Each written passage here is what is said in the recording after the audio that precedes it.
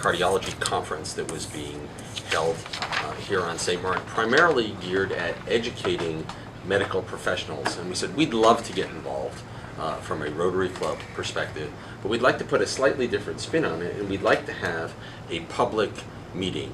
We'd like to have a public meeting where we can encourage members of the public to come out and really start to understand what is cardiology, what is cardiac disease, and why it's important, and what you can do to prevent yourself from being afflicted with cardiac disease. For me, it was very personal.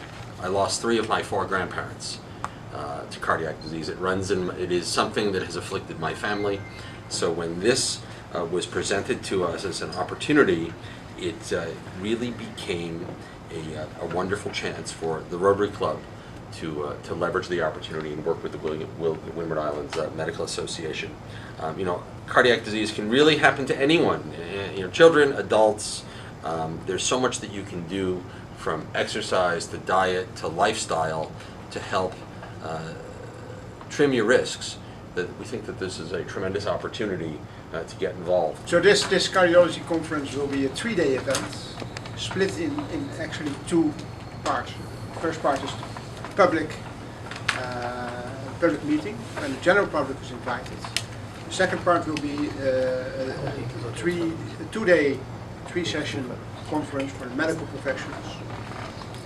So the first meeting will then be on Thursday for the public, and that will be a 2-hour event with a full hour of cardiology lectures. And that's focused on prevention. Like Jeffrey said already, very important is how can you prevent cardiac disease before you have to treat it. Prevention is always better than the cure. So Dr. Meredith Setney will be doing a half-an-hour talk. We have a quarter of an hour physiotherapist talking about exercise.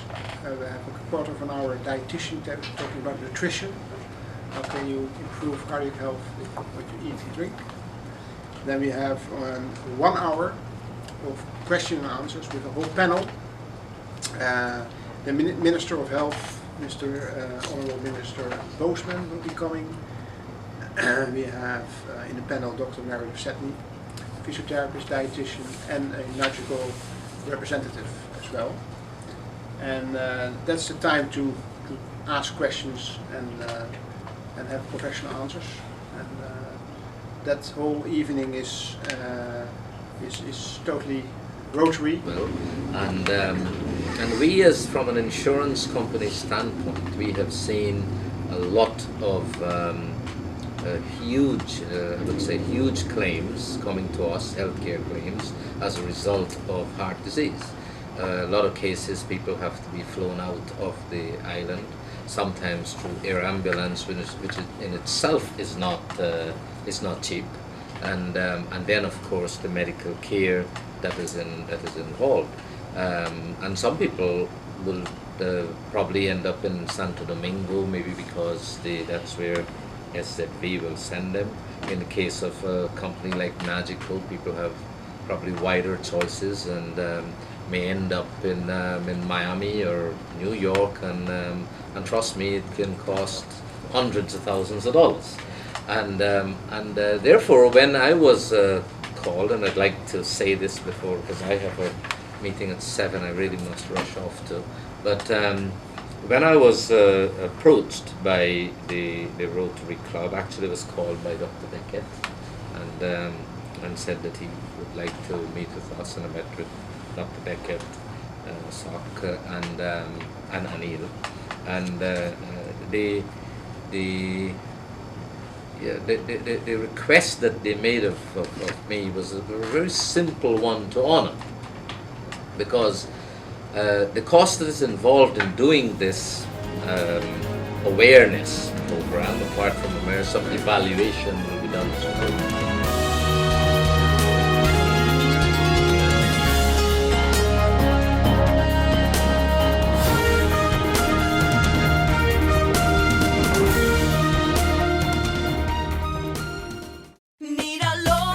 Quick and easy. Island Finance. Up to 50,000, get us real easy.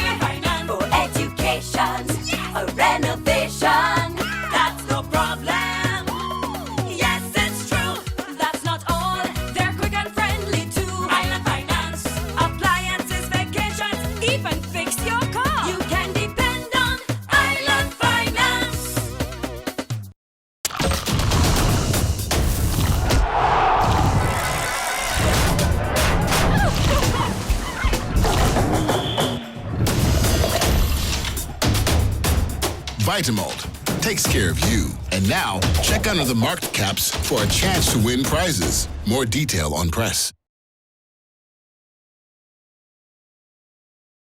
Anybody bingo? Nobody bingo.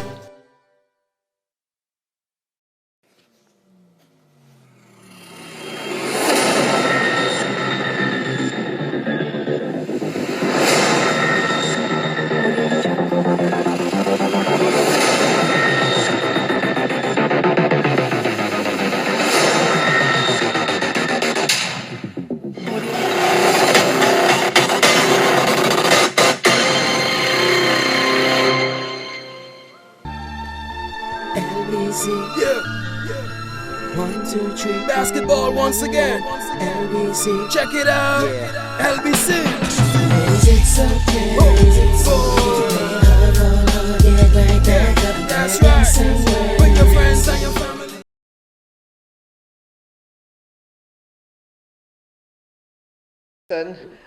We have noticed in our investigations as Ombudsman that information is something that's lacking.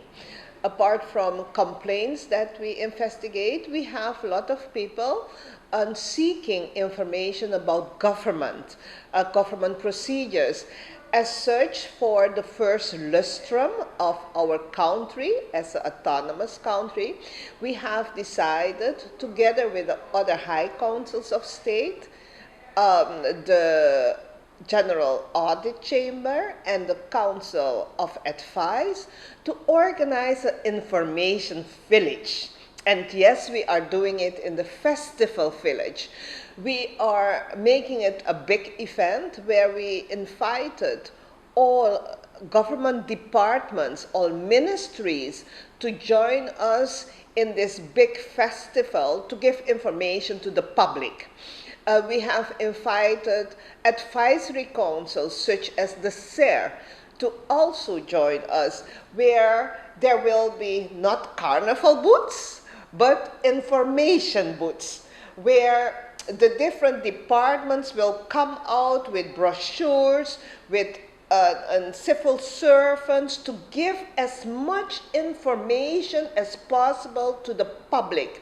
Because we have realized as Ombudsman institution that oftentimes people don't know how to go about getting, for example, a permit, where to get the information.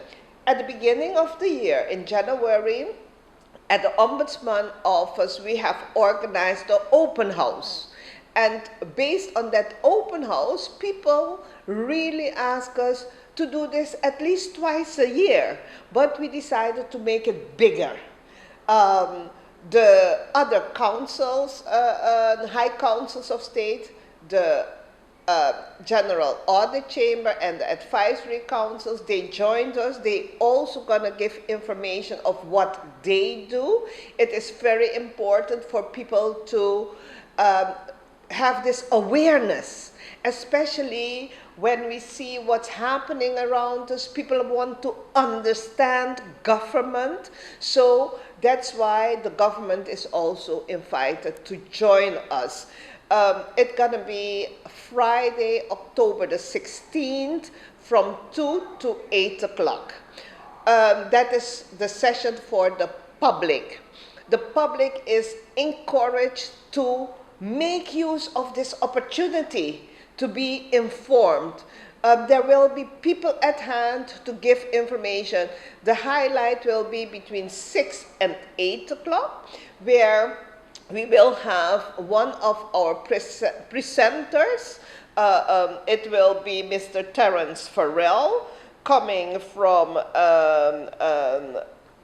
the Caribbean, that will give a presentation on morality, integrity, and corruption. The role of the public in monitoring what our officials are doing will be highlighted in his presentation. Having said that, the day starts in fact at 9 o'clock in the morning or 8 o'clock in the morning.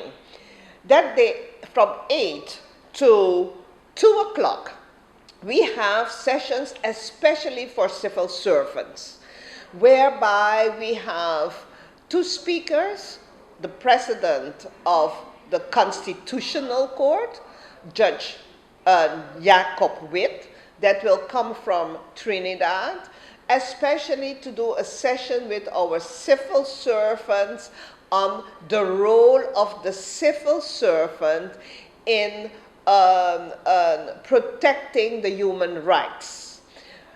The second session will be also for the civil servants in the morning session by the same Mr. Terence Farrell, who will talk with the civil servants about morality, integrity, and corruption. So it's going to be a whole day affair, but for the morning session, we have invited government to identify civil servants to attend this session. Very, very important. And we are in a very important stage of our development as a country, so it's important for civil servants to know how to deal with morality, integrity, and corruption, as well as the public.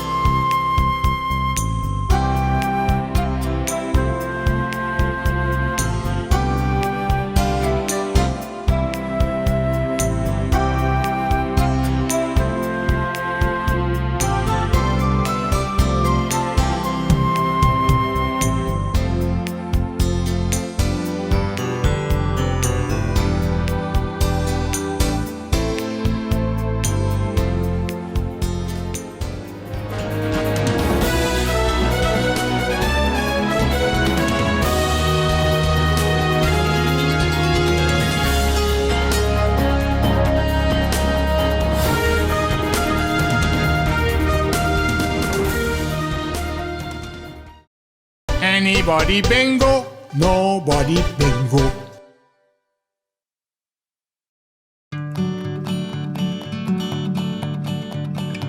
It's been said that behind every door, possibility awaits.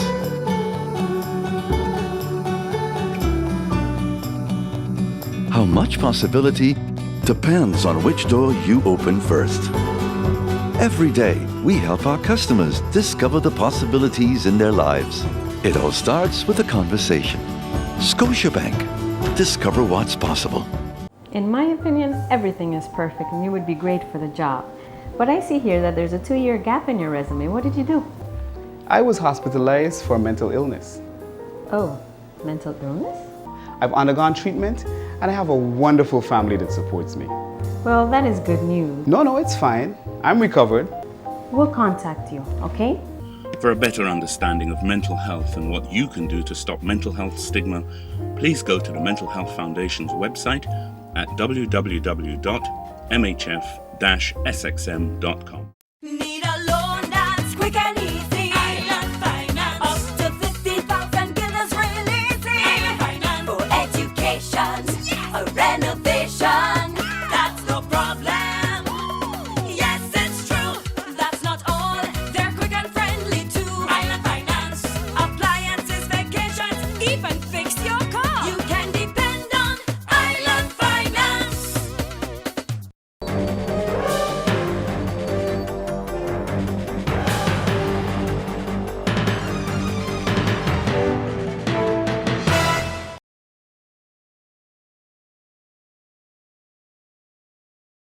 You are not supposed to endanger the country's economy by making statements that others, legitimate investors who might want to invest in St. Martin, and listen to my words, legitimate investors who might want to invest in St. Martin could be scared away from investing in St. Martin because of those kind of statements.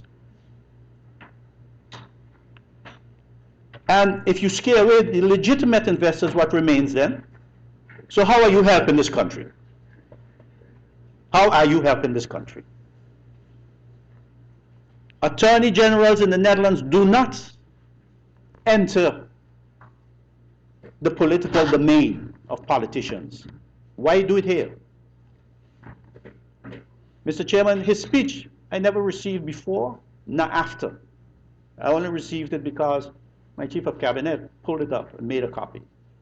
And I go through that speech paragraph for paragraph, and their general statements, their political statements. It could have been a political speech for elections in St. Martin, but then he should register in St. Martin and join a political party or start your own. One of the issues that is also noteworthy to mention, it is in the motion, is the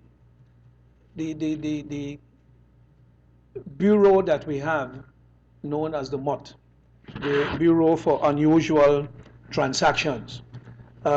The banks, all institutions that handle large sums of cash or have cash transactions are forced by law to report any unusual transactions to the prosecutor's office. This is not something of today. This is something of, if we go back to the speech mentioned by my colleague George Pantaflet, by former Prime Minister Balkenende, I can remember the day right here in the courthouse. Even going back to then, the MUT, as it was known, is known as the Meldpunt Ongebruikelijke Transacties, headquartered at the time on Curaçao. They reported, banks would report, hey, there is an unusual transaction. When you talk to the MUT, you would hear that we have been submitting reports. Who did they submit it to? Not to the Parliament, not to the Prime Minister or the Minister of Justice, to the Office of the Public Prosecutor, the office that reports to and is supervised by the Attorney General. So if you know that the underworld has penetrated legitimate society, and if you see legitimate society depositing hundreds of thousands of dollars, or even a mere $30,000, $40,000, $50,000, that you would say, hey, that person doesn't have a business, or that person doesn't have a job, and if the job pays him, it would not be that amount, and for sure not in cash, so you report it. It lands on the desk of the public prosecutor, and voila. One would believe that with the knowledge that they claim to have, that there have been a string of prosecutions taking place based on the banks reporting that there are unusual transactions between the legitimate society, between politicians, between the underworld. Mr. Chairman, none of that. On NBC News, they had the king's severed head going home to Ghana. And this is from The Hague, Netherlands. The severed head of King Baru Bonzu II is going home to Ghana, around 170 years after it was hacked off in retaliation for the slaying of 2 Dutch emissaries whose skulls were hung from the tribunal leader's throne. You see who we're dealing with? Mr. Chairman, the question is, how many more heads do they want? That's my question. And if you go through Antillean history, there were many heads that they called for. Bonaire, Statia, Sabre, Curaçao, Aruba, and St. Martin. And while this head is being returned, Minister Plastek said, and I quote, "The decision to repatriate the head was not difficult, as the head no longer served any scientific or cultural purpose."